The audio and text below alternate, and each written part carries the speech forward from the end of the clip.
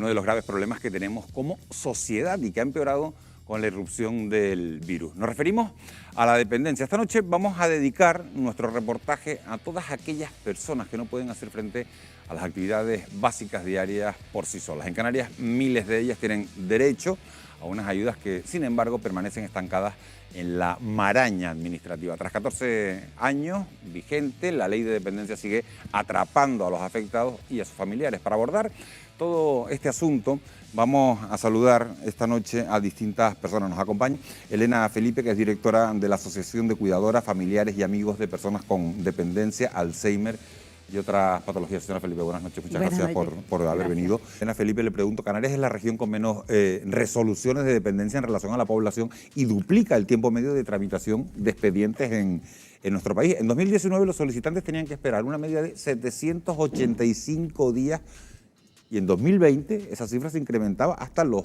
923 días. ¿Qué está fallando? Pues, ¿qué está fallando? Que la dependencia no es una prioridad en la agenda política, claramente, porque después de 14 años de promulgada la ley de dependencia, donde creo que hace ya algunos años que se ha detectado dónde está el escollo, ¿no? Dónde está la situación que hace que no termine de arrancar, sobre todo en nuestra tierra, donde la situación es total y absolutamente desoladora.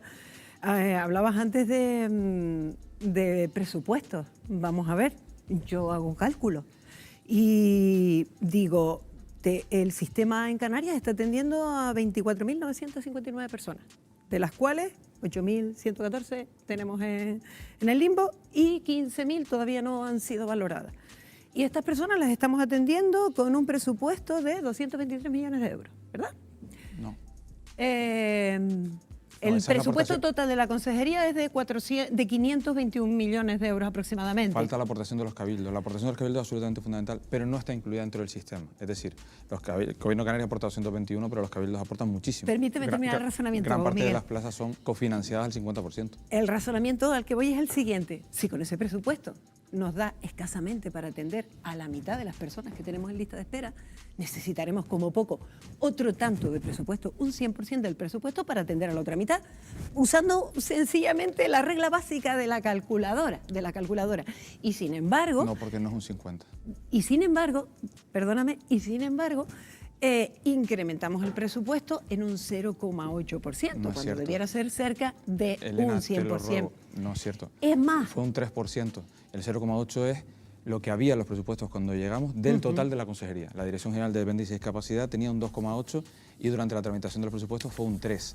Por lo tanto, los datos son los datos de la consejería, del total de la consejería, de la media, antes de la tramitación presupuestaria, en la que además se presentaron enmiendas para mejorar los presupuestos, particularmente de dependencia y discapacidad, por parte del propio Gobierno. Perdóname, Miguel, es que lo tengo además según el presupuesto de la propia consejería. Del año pasado. Del presupuesto para el año 2021 de la Consejería de Derechos Sociales, que era fijado en 521.279.697 euros. Antes de la tramitación parlamentaria.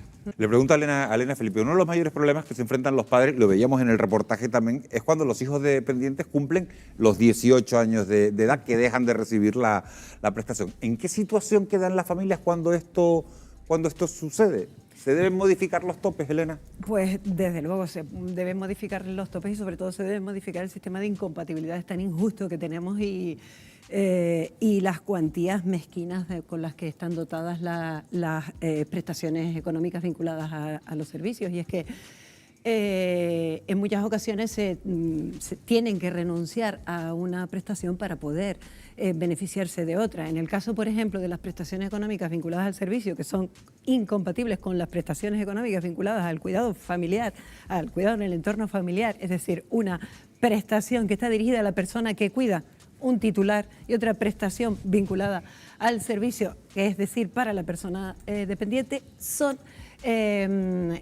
incompatibles. Por lo tanto, se les pone a las personas en una tesitura de tener que elegir una u otra para poder tener un mínimo de recursos para poder atender la situación. O sea, que la situación de desamparo es ahora mismo importante. Y si me permites hacer un apunte a lo que comentaba el profesor regidor, que estando plenamente de acuerdo con él, me gustaría puntualizar que efectivamente, por lo menos en nuestra tierra, en Canarias, el tercer sector, las organizaciones sociales, somos el low cost en dependencia. Vamos a ver, la realidad que tenemos hoy es que uno de los mayores desafíos para conseguir la igualdad y los derechos humanos está en el reto de regular, apreciar, proteger el cuidado. Porque alguien conoce a alguna persona que haya sido capaz de nacer, vivir, desarrollarse sin que necesite los cuidados de otra persona. Entonces, si necesitamos los cuidados de otra persona y es inherente, una necesidad inherente al ser humano, este es un aspecto que sin lugar a dudas, y permítanme que haga esta afirmación, no se ha regulado, no se ha protegido, porque recae en el ámbito de lo femenino, recae en las mujeres.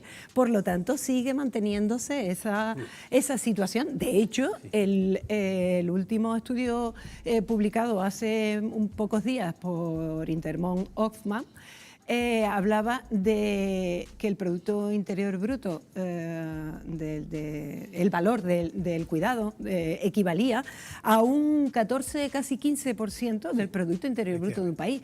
Hablaba de más de 131 millones de horas dedicadas por mujeres de trabajo que no está remunerado para el cuidado de las personas dependientes. ¿Qué enfermedad es la que padece tu madre? Alzheimer, Y eso la convierte en una gran dependiente. sí, porque ella necesita ayuda constantemente. Incluso para caminar tiene que apoyarse con nosotros, aparte del bastón. Bueno, y le dieron el grado 3 en dependencia. ¿Cuál es el sacrificio económico que supone para ustedes hacerse cargo de los cuidados, de la atención que necesita tu madre? Pues son muchos, entre otros, a sus hijos directos, por ejemplo, los trabajos. Yo estoy en una situación en que conseguir un trabajo en el que sea compatible cuidar a mi madre con los horarios es muy difícil. Y si actualmente estás imposibilitada para poder trabajar, ¿de dónde salen los ingresos familiares? Mi madre tiene su pensión y de esa pensión vamos tirando. E incluso nosotros comemos aquí. Yo, por ejemplo, no tengo ningún tipo de ingreso, no puedo trabajar y entonces pues como aquí cuando estoy con mi madre, claro.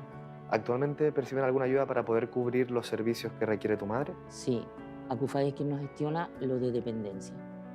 Y tenemos el servicio por las tardes de estimulación cognitiva, fisioterapia y una vez al mes la psicóloga. Raquel, tú cuidas a tu madre que tiene Alzheimer aquí en casa. ¿Cómo han vivido toda la pandemia y las semanas de confinamiento? La verdad que ella lo pasó bastante mal porque ella hacía sus pequeñas cositas, como ir a comprar el pan, irse a tomar el café en casa de su vecina, cuando de repente, de un día para otro, pues dejó de hacerlo. Y no lo entendía en el momento que tú se lo explicas, sí, pero a los 5 minutos ya se olvida. Es duro la incertidumbre de que puede pasar, de que llega, quería besar a mi madre, no puede.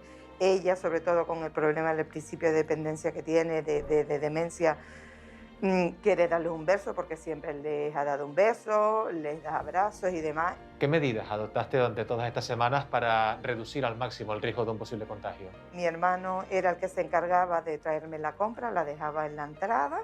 Cuando ya los chicos, mis hijos empezaron al colegio, pues ahí sí es verdad que lo llevé peor, porque llega del colegio, los hacía subir a la azotea, quitarse la ropa, bajar, ducharse, y así las veces que salieran al colegio y vinieran.